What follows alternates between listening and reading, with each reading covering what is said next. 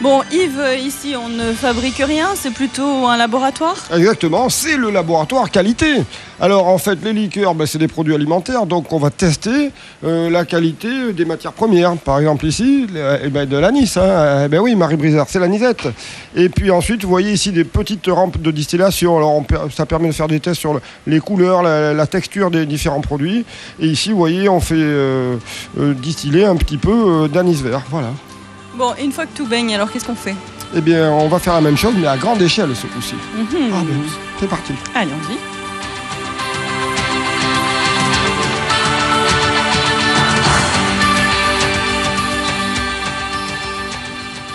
Voilà Olivia, regardez ça.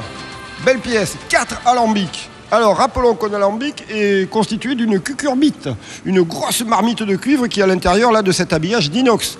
Et puis là, on va y mettre l'eau, la graine, l'alcool, et on fait bouillir tout ça. Et boum, ça s'en va dans le chapiteau, ça passe par le gracieux col de cygne, le bien nommé.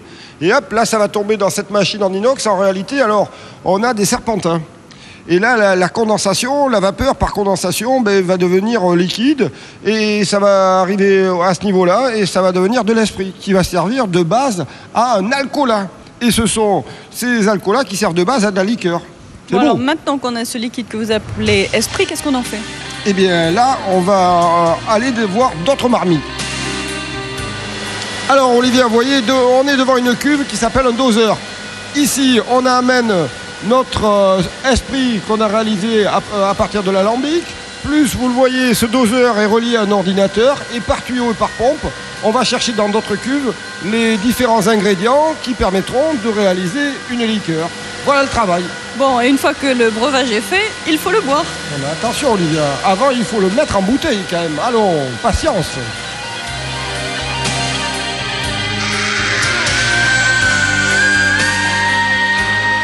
Yves, nous sommes au rez-de-chaussée et visiblement c'est là que les bouteilles arrivent.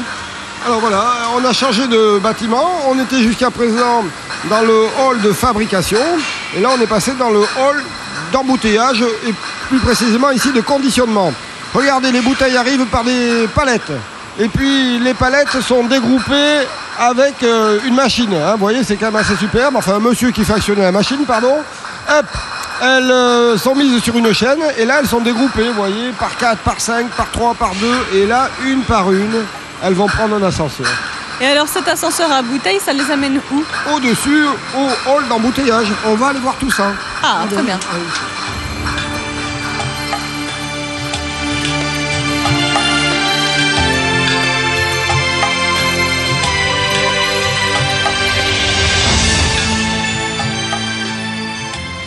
Voilà Olivia, la chaîne d'embouteillage. Vous avez vu, c'est assez impressionnant.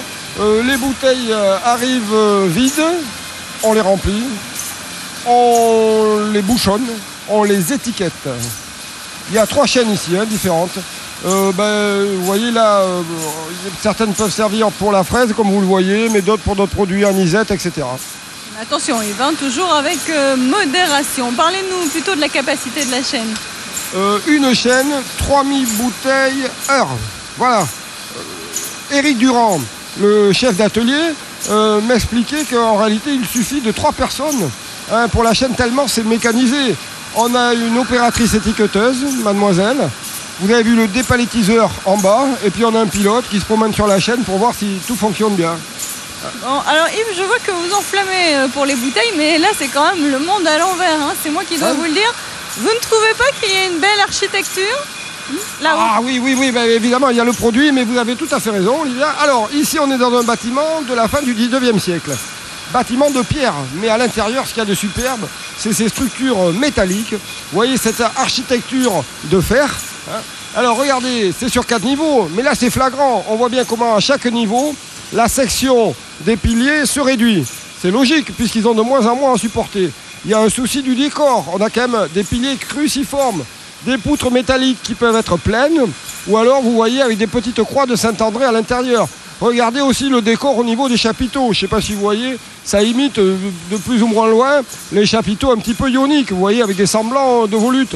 Et alors ce qu'il y a de superbe, vous voyez, cet espace est superbement éclairé, éclairage naturel, par cette immense verrière zénitale rectangulaire, tout comme cet atelier.